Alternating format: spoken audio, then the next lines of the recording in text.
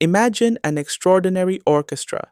Each instrument, each note, each harmony is responsible for creating a unique symphony. Our brain is precisely like that, a complex orchestra with billions of musicians called neurons. These neurons are constantly communicating with each other, exchanging electrical and chemical messages and shaping our world of thoughts, feelings, and behaviors. Now, here's an incredibly fascinating point. This orchestra, unlike traditional ones, is also somewhat self-taught. What does that mean?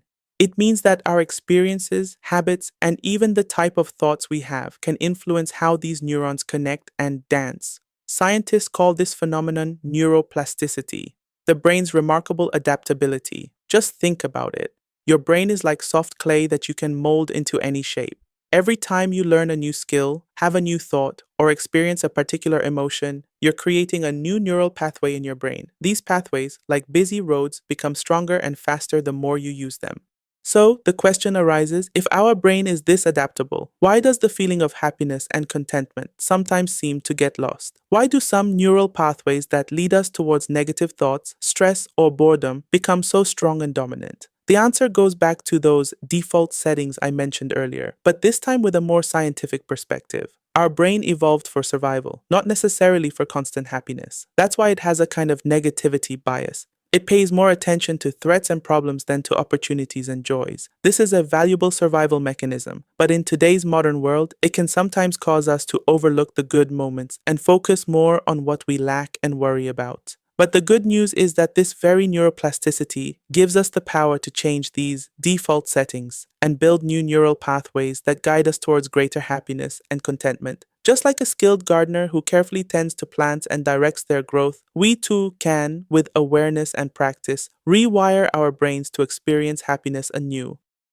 Remember how we talked about our brain being like an orchestra full of neurons that communicate with each other? This communication happens through tiny chemical messengers called neurotransmitters. Think of these as the brain's couriers, carrying different messages between the neurons. There are some of these couriers that play a really important role in our good feelings and happiness. For example, dopamine, which gives us the feeling of pleasure and reward, is released when we do something good or achieve a goal.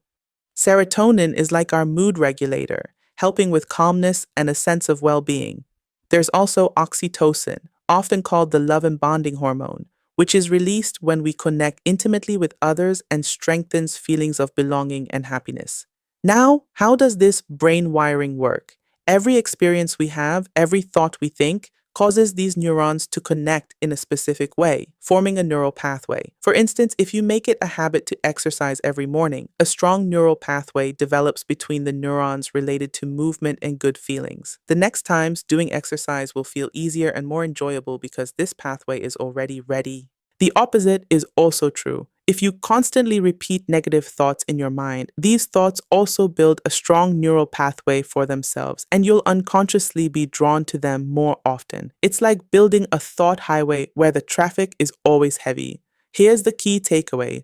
Our brain is constantly changing, and these neural pathways aren't fixed. Just like a path in a field that gradually disappears if you don't walk on it, neural pathways that we use less often become weaker. And conversely, with practice and repetition, we can build new and stronger neural pathways. Pathways that guide us towards good feelings and happiness. So this brain wiring isn't some magical, unchangeable thing. It's a dynamic process that we can influence with awareness and effort. Okay, so far we've understood how amazing our brain is and how it changes with our experiences and thoughts.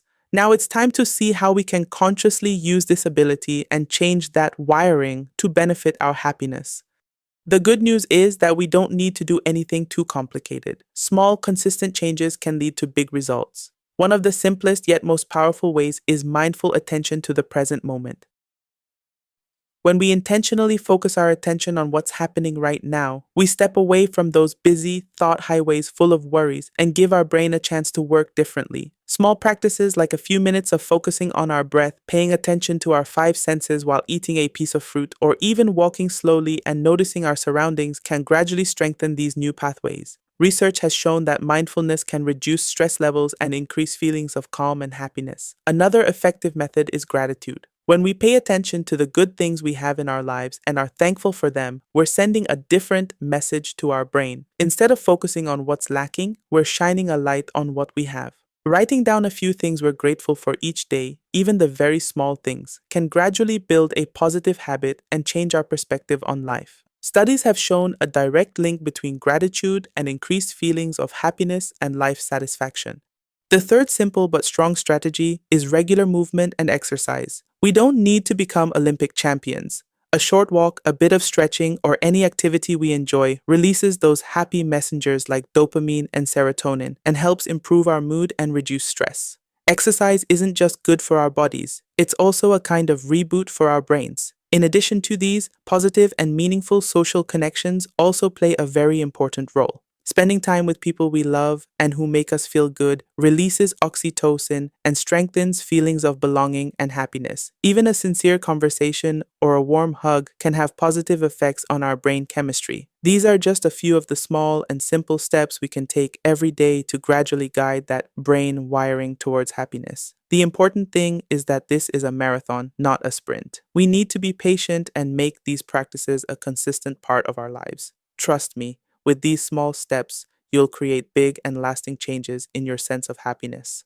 Are you ready to start these simple exercises and see how your life changes?